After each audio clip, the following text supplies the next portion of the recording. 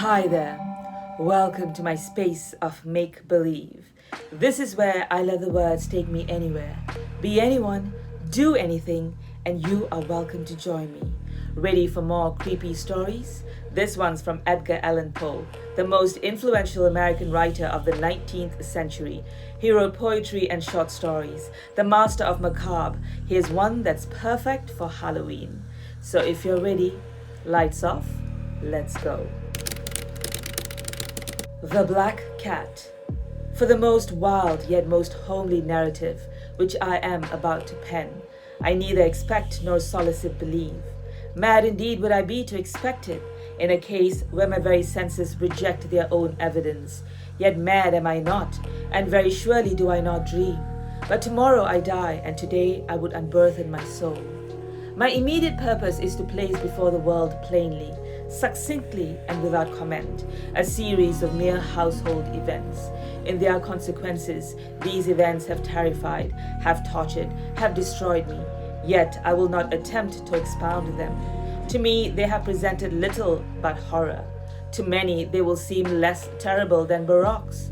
Hereafter, perhaps, some intellect may be found which will reduce my phantasm to the commonplace, some intellect more calm, more logical, and far less excitable than my own, which will perceive in the circumstances I detail with awe nothing more than an ordinary succession of very natural causes and effects. From my infancy, I was noted for the docility and humanity of my disposition. My tenderness of heart was even so conspicuous as to make me the jest of my companions. I was especially fond of animals, and was indulged by my parents with a great variety of pets.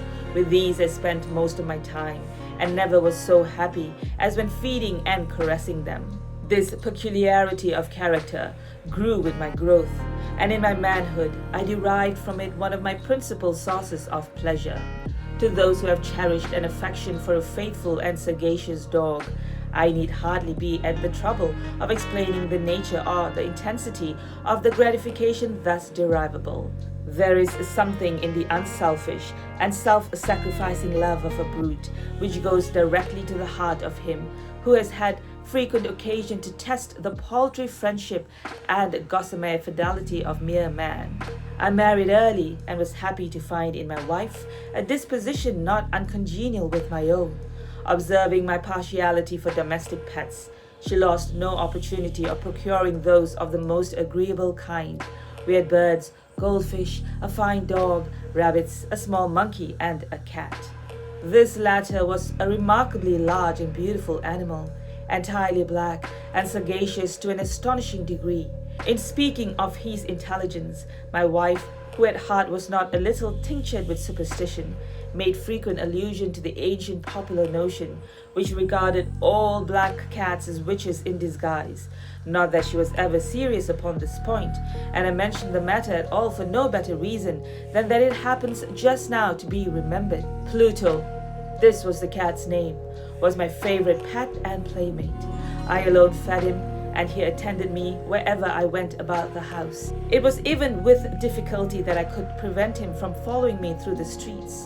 Our friendship lasted in this manner for several years, during which my general temperament and character, through the instrumentality of the fiend intemperance, had, I blush to confess it, experienced a radical alteration for the worse.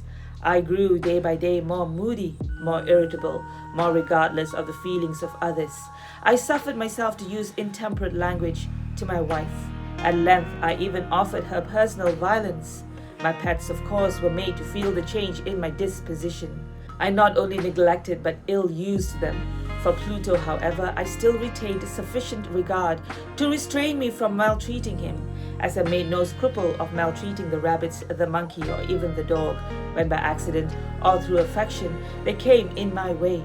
But my disease grew upon me, for what disease is like alcohol, and at length even Pluto, who was now becoming old and consequently somewhat peevish, even Pluto began to experience the effects of my ill temper.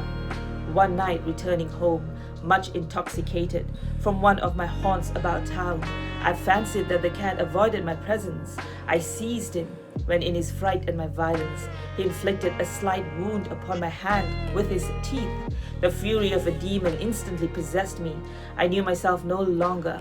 My original soul seemed, at once, to take its flight from my body, and a more than fiendish malevolence, gin-nurtured, thrilled every fiber of my frame. I took from my waistcoat pocket a penknife, opened it, grasped the poor beast by the throat, and deliberately cut one of its eyes from the socket. I blush, I burn, I shudder, while I pen the damnable atrocity. When reason returned with the morning, when I had slept off the fumes of the night's debauch, I experienced a sentiment half of horror, half of remorse for the crime of which I had been guilty.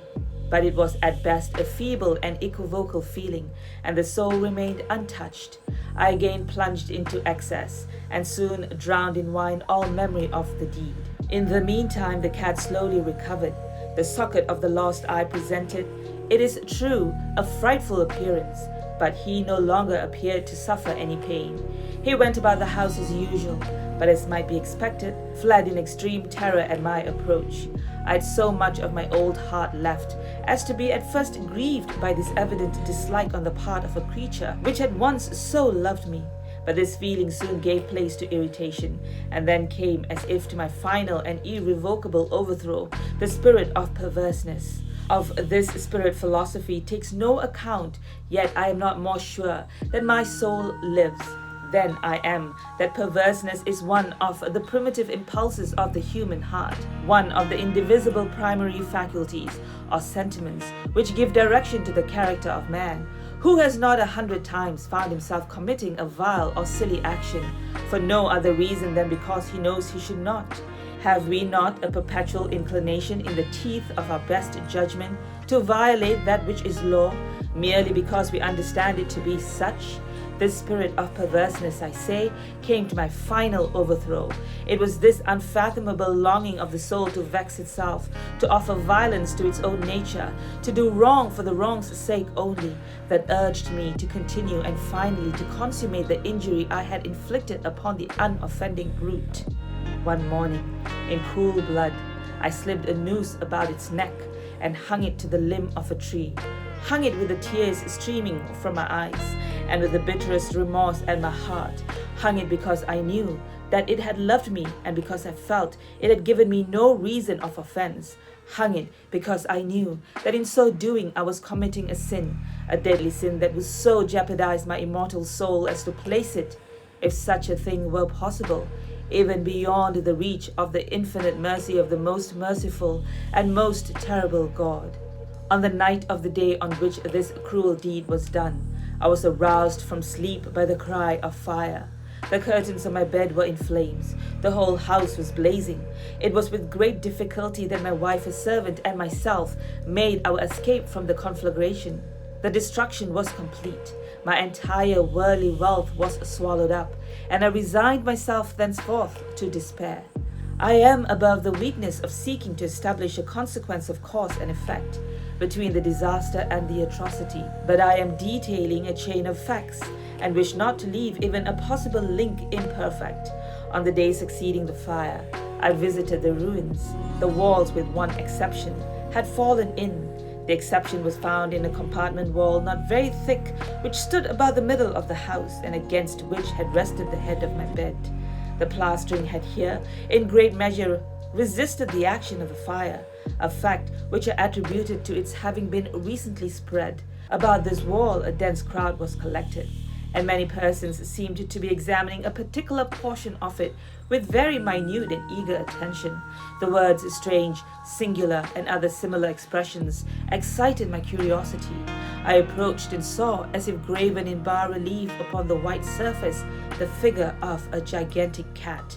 The impression was given with an accuracy truly marvelous. There was a rope about the animal's neck. When I first beheld this apparition, for I could scarcely regard it as less, my wonder and my terror were extreme, but at length reflection came to my aid. The cat, I remembered, had been hung in a garden adjacent to the house. Upon the alarm of fire, this garden had been immediately filled by the crowd, by someone of whom the animal must have been cut from the tree and thrown through an open window into my chamber. This had probably been done with the view of arousing me from sleep. The falling of other walls had compressed the victim of my cruelty into the substance of the freshly spread plaster, the lime of which, with the flames and the ammonia from the carcass, had then accomplished the portraiture as I saw it.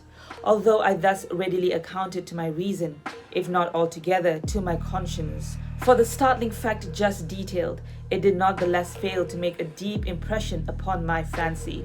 For months I could not rid myself of the phantasm of the cat, and during this period there came back into my spirit a half sentiment that seemed but was not remorse. I went so far as to regret the loss of the animal, and to look about me among the vile haunts which I now habitually frequented for another pet of the same species, and of a somewhat similar appearance, with which to supply its place.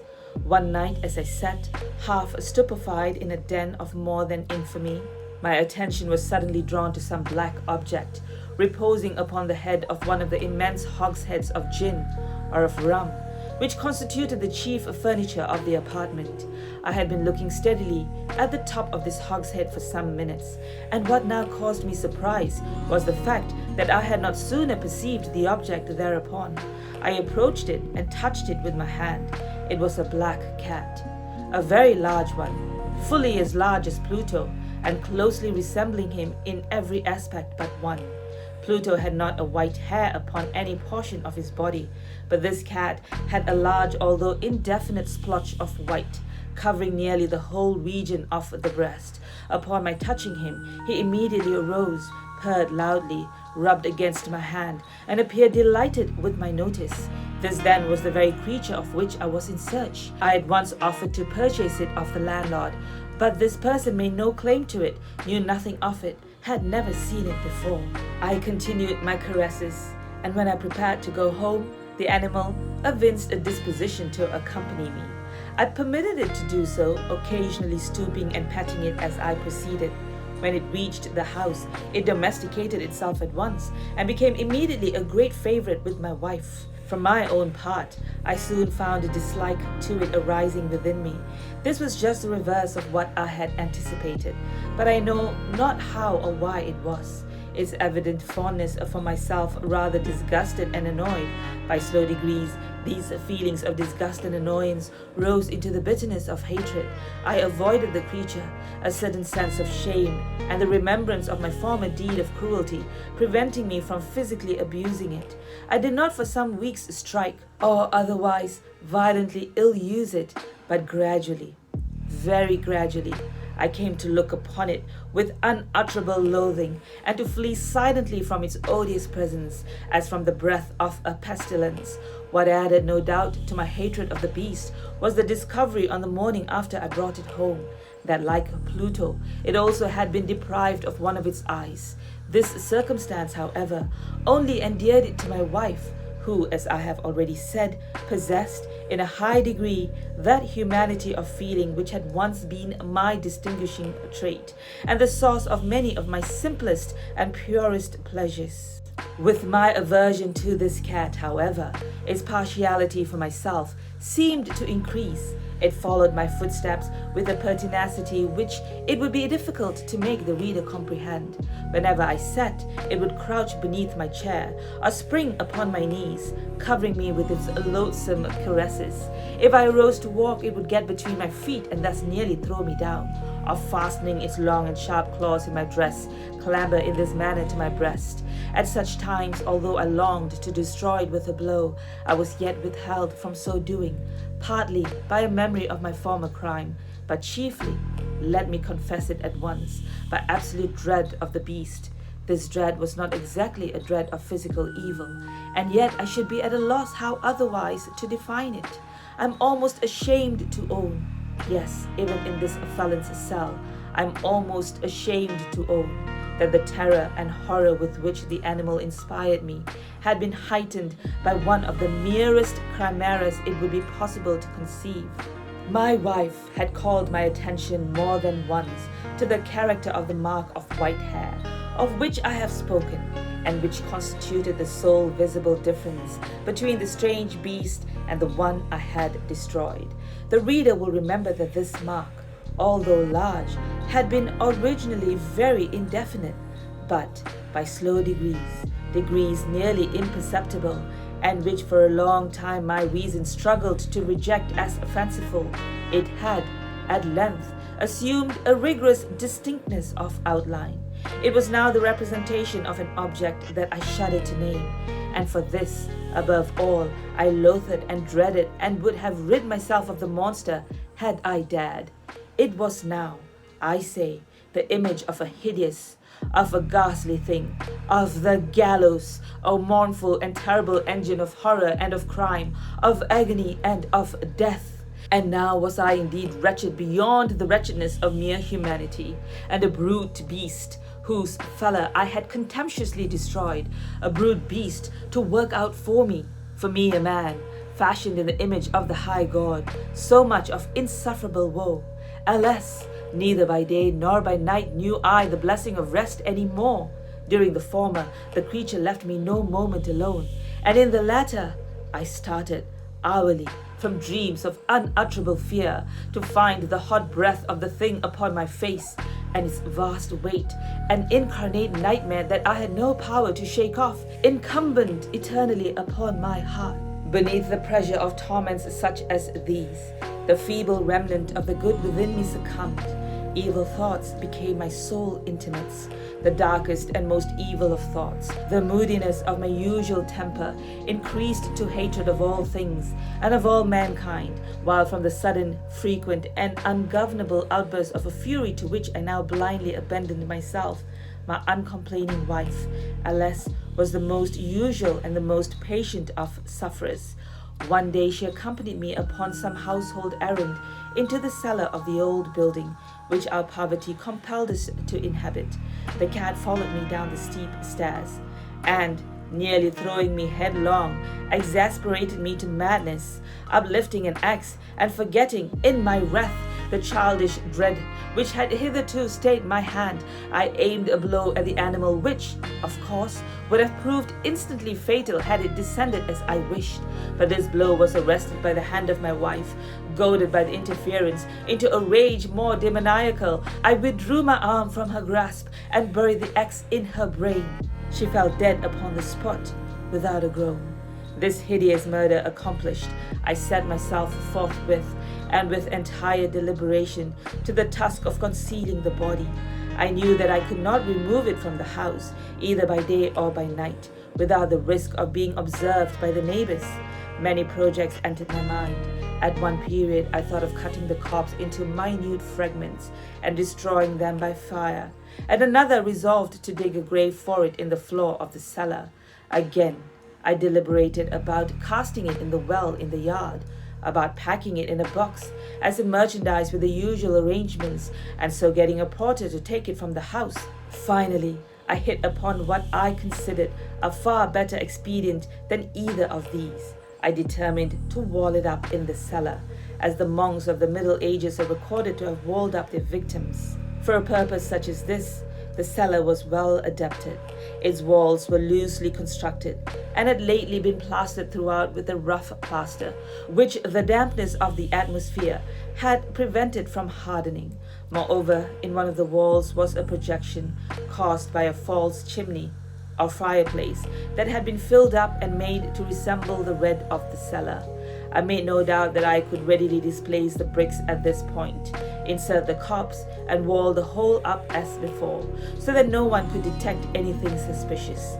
And in this calculation I was not deceived. By means of a crowbar I easily dislodged the bricks, and, having carefully deposited the body against the inner wall, I propped it in that position, while with little trouble I relaid the whole structure as it originally stood. Having procured mortar, sand, and hair with every possible precaution, I prepared a plaster which could not be distinguished from the old, and with this I very carefully went over the new brickwork. When I had finished, I felt satisfied that all was right. The wall did not present the slightest appearance of having been disturbed. The rubbish on the floor was picked up with the minutest care.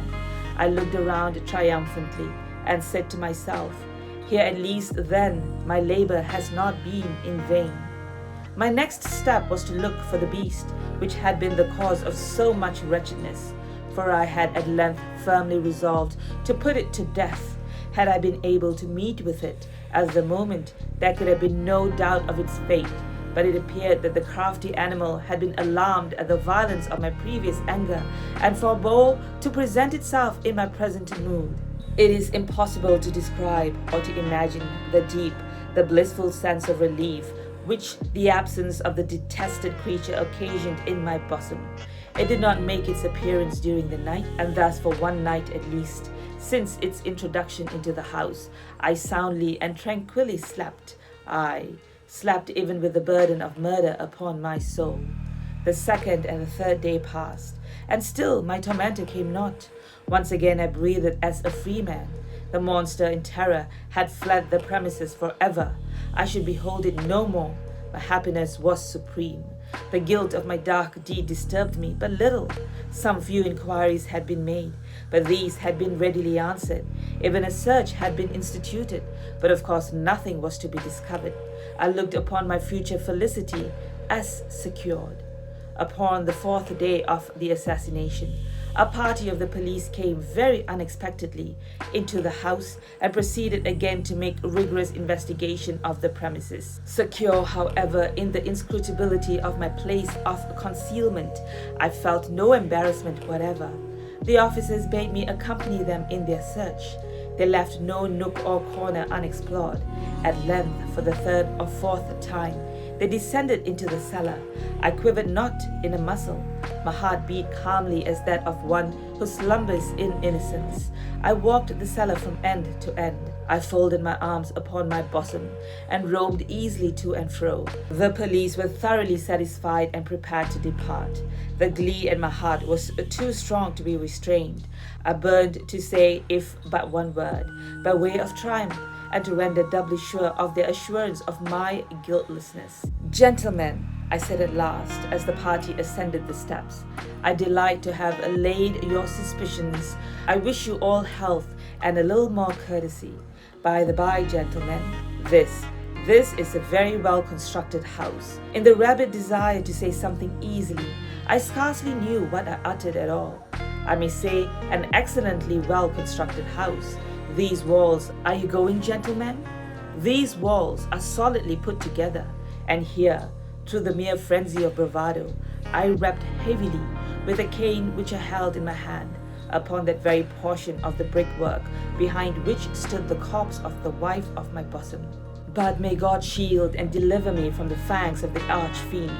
No sooner had the reverberation of my blows sunk into silence than I was answered by a voice from within the tomb, by a cry, at first muffled and broken, like the sobbing of a child, and then quickly swelling into one long, loud, and continuous scream, utterly anomalous and inhuman, a howl, a wailing shriek, half of horror and half of triumph, such as might have arisen only out of hell, conjointly from the throats of the damned in their agony, and of the demons that exult in damnation. Of my own thoughts it is folly to speak. Swooning, I staggered to the opposite wall. For one instant, the party upon the stairs remained motionless through extremity of terror and of awe. In the next, a dozen stout arms were toiling at the wall. It fell bodily. The corpse, already greatly decayed and clotted with gore, stood erect before the eyes of the spectators. Upon its head, with red extended mouth and solitary eye of fire, sat the hideous beast whose craft had seduced me into murder, and whose informing voice had consigned me to the hangman. I had walled the monster up within the tomb. The end. Oh, and so he did not get away with it after all. Was it the first cat's curse? Was it his own ego and folly? If he had not felt the loathing for the cat which eventually led to the crime, would there have been another way of payback for the first cat? What of the white patch that had foretold his fate? So many questions. Do you have any answers? Thank you for hanging out with me today. I do appreciate your company and would love to have you join me again. Till next time, go grab a book to read, or a pen, or a gadget to write or type, and let your imagination take you anywhere. Be anyone, do anything.